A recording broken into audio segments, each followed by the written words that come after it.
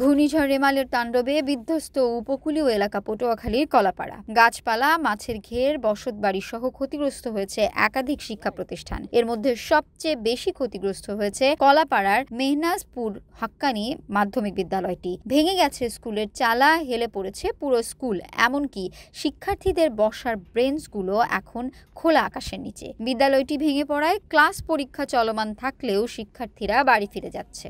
বুধবার উপজেলার মেহনাজপুর সরজমিনে গিয়ে দেখা যায় স্কুলের পতাকা উঠছে, শিক্ষকরা বসে আছেন, তবে নেই কোনো শিক্ষার্থী। ঘূর্ণিঝড়ের প্রভাব কাটিয়ে ওঠার পরে শিক্ষার্থীরা স্কুলে আসলেও ক্লাস করার মতো জায়গা না থাকায় ফিরে গেছে অনেকে। তবে এই সংকট দ্রুতই কাটিয়ে উঠতে পারবে বলে মনে করছেন তারা। স্কুলের প্রধান শিক্ষক মোহাম্মদ আশরাফুজ্জামান জানান, নীলগঞ্জ ইউনিয়নের তাহিরপুর গ্রামে অবস্থিত স্কুলটি আশেপাশে 7 থেকে 8টি গ্রামের প্রায় 250 জন শিক্ষার্থী পড়াশোনা করে। আন্দারমানিক নদীর তীরে গড়ে ওঠা স্কুলটিতে পার্শ্ববর্তী উপজেলা তালতলিরও অনেক শিক্ষার্থী পড়তে আসে। তবে এখন যে পরিস্থিতি, তাতে এই প্রতিষ্ঠানটি খুব জরুরি মেরামত দরকার। বুধবার ক্লাস করতে আসা 8ম শ্রেণীর ছাত্র রবিউল হোসেন বলেন, ক্লাস পরীক্ষা থাকায় আমরা সকালেই স্কুলে চলে আসি, কিন্তু স্কুলে এসে দেখি পুরো স্কুলটা ভেঙে মাটিতে পড়ে গেছে। পরীক্ষা দেওয়ার মতো কোনো পরিবেশ নেই, তাই আমরা ফিরে যাচ্ছি। মোহাম্মদ জলিল নামের এক অভিভাবক বলেন, আমাদের এই 7-8 গ্রাম মিলে একটি স্কুল, আমরা সবাই জেলে ও খেটে খাওয়া মানুষ। স্কুলটি ছাড়া আমাদের ছেলে মেয়েদের পড়াশোনার কোনো স্কুল নেই, তাই যত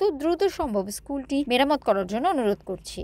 কলাপাড়া উপজেলা মাধ্যমিক শিক্ষা অফিসার মোহাম্মদ মনিরুজ্জামান খান বলেন, কলাপাড়া উপজেলায় এখন পর্যন্ত 4টি কলেজ, 12টি স্কুল ও 25টি মাদ্রাসা ক্ষতিগ্রস্ত হয়েছে। তবে যেগুলো ক্ষতিগ্রস্ত হয়েছে বেশিরভাগ প্রতিষ্ঠানই টিন শেডের ঘর। পুরো উপজেলা জুড়ে এখন পর্যন্ত প্রায় 1,59,00,000 টাকার ক্ষয়ক্ষতি হয়েছে শিক্ষা প্রতিষ্ঠানে। আমরা এই সকল প্রতিষ্ঠানের প্রাথমিক পাঠদানের ব্যবস্থা নিয়ে উপজেলা প্রশাসনের সঙ্গে আলোচনা করে তাদের একটি ব্যবস্থা করে দেব। এই নিয়ে আমি ঊর্ধ্বতন কর্তৃপক্ষকে অবহিত করেছি।